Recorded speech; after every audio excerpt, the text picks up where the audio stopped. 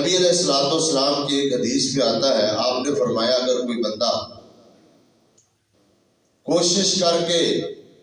ممکنہ حد تک مدینے کو اپنا مسکن بنائے اور وہیں فوت ہو، اس کے لیے یہ بہتر ہے۔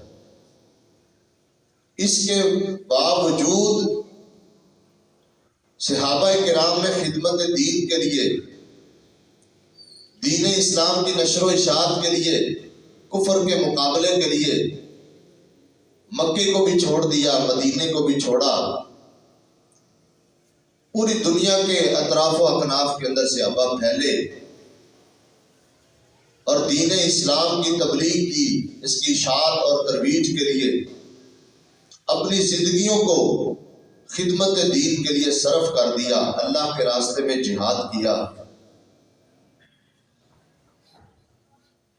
صحابہ کرام بلا شبہ نبی علیہ الصلوۃ والسلام کی ذات کے لیے اللہ کی طرف سے چنیدہ لوگ تھے، منتخب شدہ لوگ تھے۔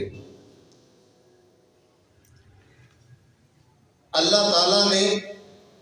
اپنے نبی کے صحابہ کو خود منتخب فرمایا ہے، جن کو شرف صحابیت سے مشرف کیا ہے، یہ اللہ رب العالمین کی مرضی تھی اور یہ اللہ تعالیٰ کی چاہت تھی اور مشیت تھی، وگرنہ اگر یہ چاہتیں اور مشیتیں نہ ہوتی، صرف نبی کی اپنی ہی خواہش ہوتی، تو یقیناً آپ کا چچا جنہوں نے آپ کی بڑی خدمت کی ہے، ابو طالب، وہ مسلمان ہو جاتے۔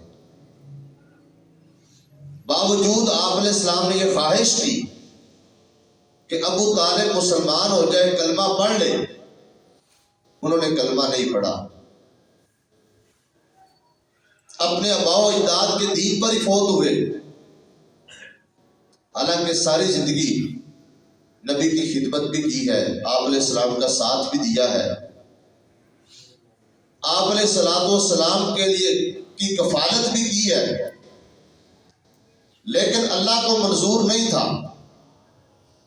اللہ رب العالمین کی مشیت اور چاہت شامل نہیں تھی، وہ مسلمان نہیں ہوئے۔